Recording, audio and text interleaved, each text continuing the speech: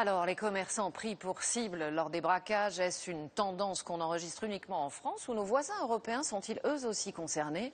Pour le savoir, nous retrouvons François Baudonnet en direct de Bruxelles. François, bonjour. En fait, ce n'est pas un problème franco-français.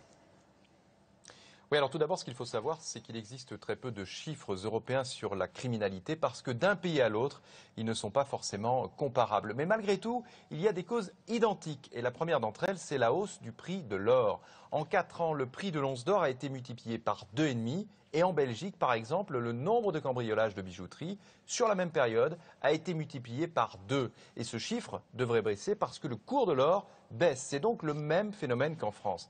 Alors ce dont on se rend compte, c'est que partout, les cambrioleurs ont la même attitude. Ils préfèrent attaquer des commerces moins sécurisés que les banques, comme les bijouteries ou les bureaux de tabac par exemple, parce que pour eux, le risque est moins grand. Enfin, ces cambriolages sont de plus en plus souvent le fait de non-professionnels, si on peut dire, attirés par le gain facile. Mais malgré tout, les réseaux du grand banditisme en Europe sont très présents et eux non plus, Élise, ne connaissent pas les frontières. Merci à vous François Baudonnet, vous étiez en direct de Bruxelles et si vous voulez en savoir plus sur les statistiques concernant les braquages et sur ce que ça signifie, dossier complet sur notre site internet france-tv-info.fr.